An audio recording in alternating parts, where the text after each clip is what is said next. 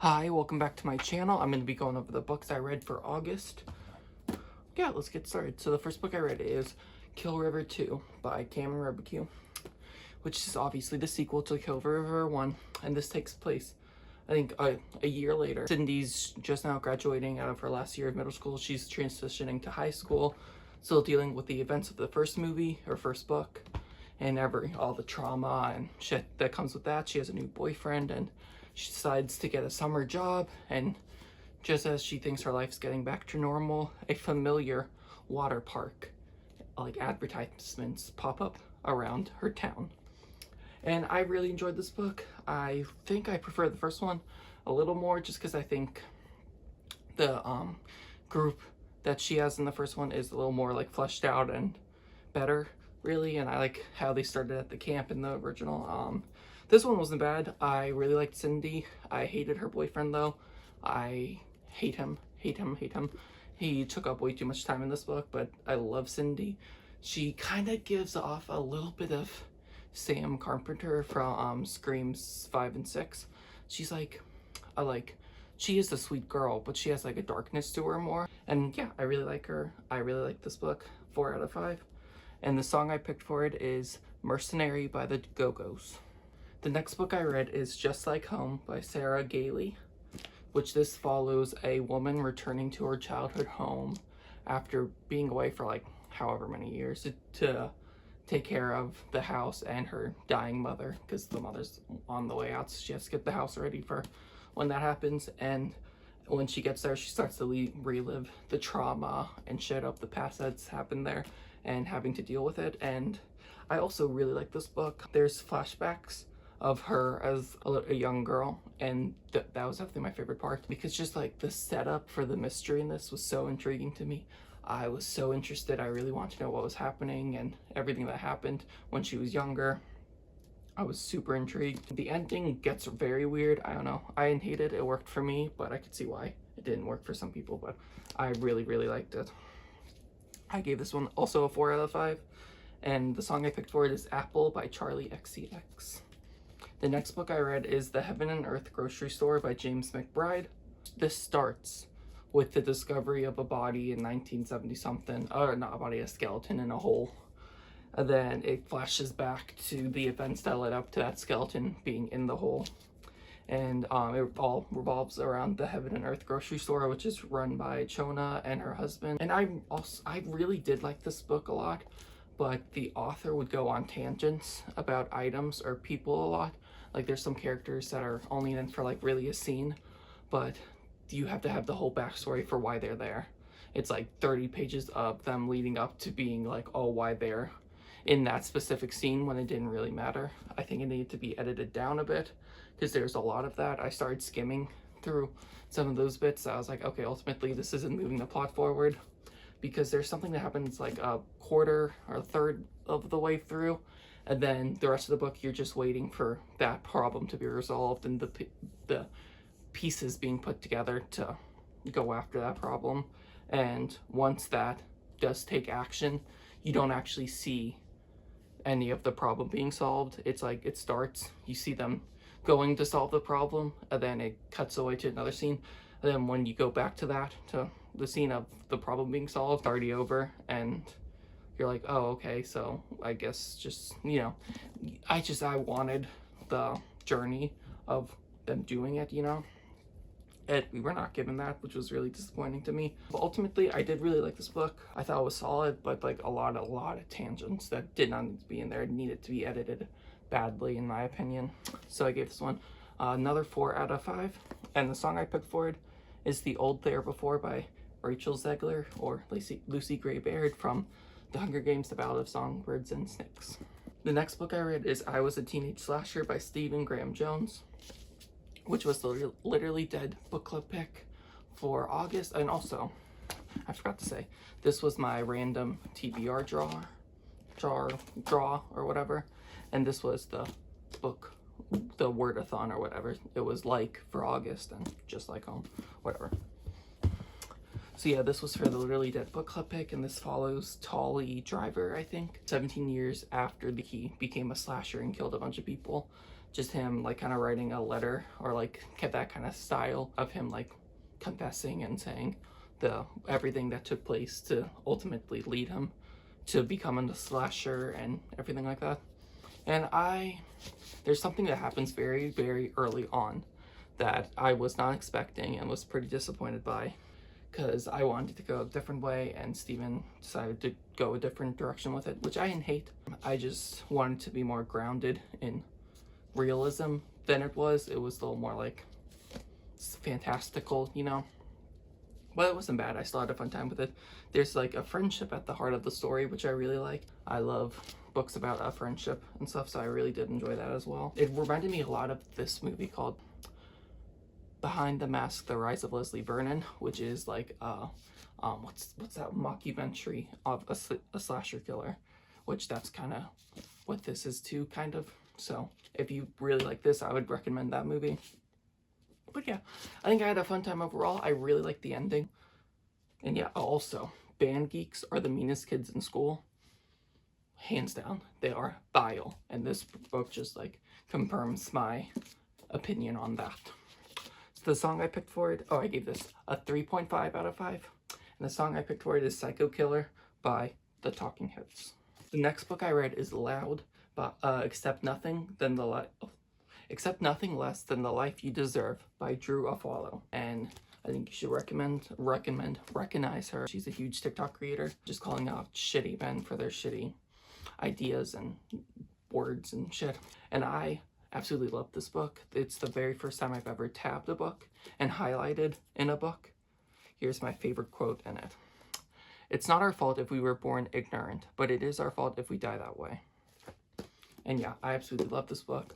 It's like a advice memoir kind of book. And I think what really stood out for me was that it didn't try to paint her always in the best light. Like, she talked about her past mistakes and where, like, one chapter, which is called, I wrote it down, Trust Exercise, was my favorite chapter. And that just went over her biggest regret in her life. And I think that the humility and vulnerableness is what really stood out to me, and there's a lot of great lines and advice in here, so I did really enjoy it. I absolutely loved it. 5 out of 5.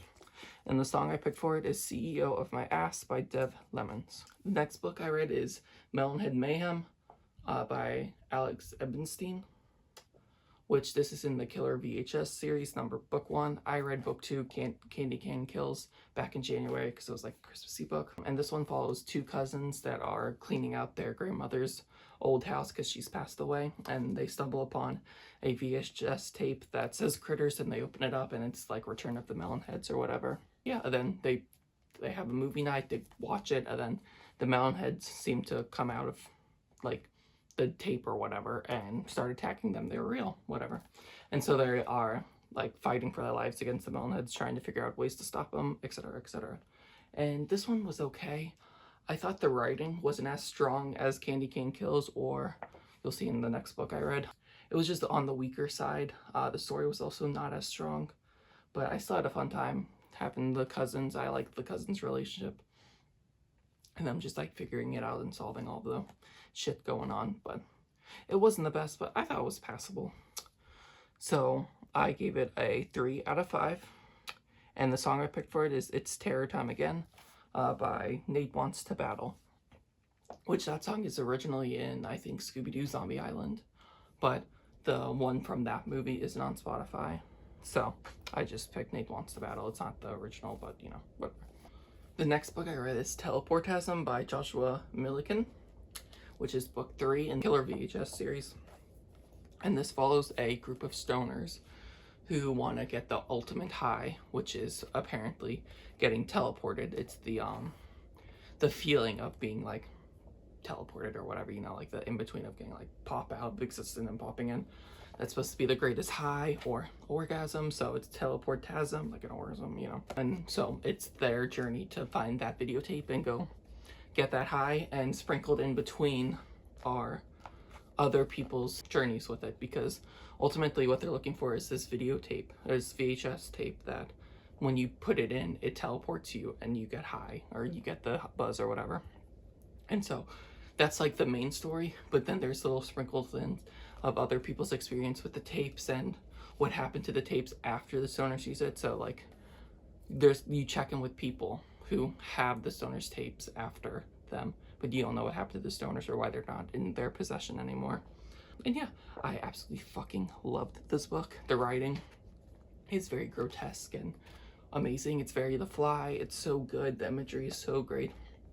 I love the sprinkling in other people's experiences with the tape and what they're doing with the tapes, because it's every single person in here kind of wants something different with the tapes. Sometimes it's similar, but they get different results. And it's so interesting, so cool. But my favorite chapter was chapter 9, Welcome to Dead World 2016. I fucking love that chapter. Absolutely obsessed. Need a whole book based on that chapter. Need a movie based on that chapter. I need that expanded. It was so cool and interesting, and the ending of that chapter, it's so fucking great. Absolutely love it. Yeah, and it's just the writing in this is so much better than the last one, Melonhead. Sorry, Melonhead. And yeah, this was so fucking good. I'm so happy I read Candy Cane Kills first, because if I read Melonhead first, I don't know if I would have continued. But I'm so happy I did, because this was so good. So good. 5 out of 5, and the song I picked for it is The Phantom Buzz by Declan McKenna. The next book I read is Suicide Notes by Michael Thomas Ford, which this follows Jeff, a 15-year-old boy who wakes up in a hospital New Year's Day because he attempted unaliving the night before, and so he wakes up in the hospital, obviously bandaged up. Then he finds out that he's getting put into a 45-day program for other teenagers with similar issues as him, and it's his, like, it's like day 1, day 2, day 3, whatever. And so it's just his journey through that process and coming to terms with why he did what he did and blah, blah, blah. And I absolutely love this. 5 out of 5 right off the bat. Absolutely love this. I related to Jeff a lot because I had a similar experience back when I was 15. And Jeff kind of at first is like, oh, it was just a lapse of judgment. It's just, oh, that's what happened. Let's move on kind of thing. And I very much related to that. I relate to Jeff a lot. I thought he was a fantastic character, and I absolutely loved this one. And this came out in like 2008, and the sequel that the author said he wasn't ever gonna write just came out last year, so already ordered that, about to read it. It's gonna be, I'm so excited. And yeah, I absolutely love this. So 5 out of 5. And the song I picked for it is Forever 15 by Mothika. The next book I read is All the Lovely Bad Ones by Mary Downing Hahn, which is a graphic novel, which I think is originally like a book or whatever, and now it's a graphic novel, yeah. And this follows 2 kids who are like pranksters. They're bad kids, bad ones, whatever, and they go stay with their grandmother for the summer in her inn, which like guests live in, or like it's like a hotel inn thing. And there's a rumor or like urban legend that the inn is super haunted, so the kids decide to start pretending to be ghosts to scare the residences of the inn, and then they summon actual ghosts that appear or whatever. And it was fine. It did nothing for me. I don't think it was like bad or anything like that, but I just like did not care. It didn't do anything for me. The artwork wasn't especially good. I thought the ghost design was okay, but yeah, I gave it a 3 out of 5. No real strong opinions on it. I think it's for kids, so it makes sense. And the song I picked for it is Ghost by Nelward. And the next book I read is Gravity Falls Lost Legends, which is a anthology book of Gravity Falls stuff or whatever. And yeah, I absolutely love this. I love Gravity Falls. My favorite story, I think, was Face It. Face It, yeah, with Pacifica Northwest. I love Pacifica. I think she's so fun. I love her and Dipper's relationship. I had a very fun time with this. Love Gravity Falls. I got the Book of Bill, but I'm gonna rewatch this show before I read the Book of Bill, and I thought this was gonna be a fun little journey back in. And yeah, Face It was definitely my favorite. Comics Up was fine. Don't Dimension It was classic weirdness, and the Pine Bros Mystery was also good. Yeah, 5 out of 5. I mean, it's Gravity Falls. You either love it or you don't. And I love 5 out of 5. The song I picked is Supercut by Lorde. Then the last book I read is Girl Made of Glass, which is a poetry collection by Shelby Lee. And it's like kind of like a self-reflecting thing or whatever. I hope when you look in the mirror you smile. A Girl Made the Glass is a poetry collection about how our past mistakes, relationships, and regrets can linger into our future. Broken into 4 parts, this book is about finding, forgiving, and loving ourselves. And I don't have many thoughts on this. I'm not a poetry girly. I still try to give it a chance every now and then, but I don't like poetry. I don't. I thought it was fine. It didn't do anything for me, but I like hate it or whatever. I'm not a poetry person. I don't give a fuck. Just tell me how it is. Why are we using like metaphors and similes or whatever the fuck? Just say how you feel and let's move on. You know what I mean? I don't like the pretty language or whatever. But it was fine. I mean, I don't know. I liked Megan Fox's poetry book. I thought that was fine. So I don't think I'm a accurate judge of that. But it was whatever. And the song I picked for it is Writer in the Dark by Lorde. And yeah, that's everything I read in August.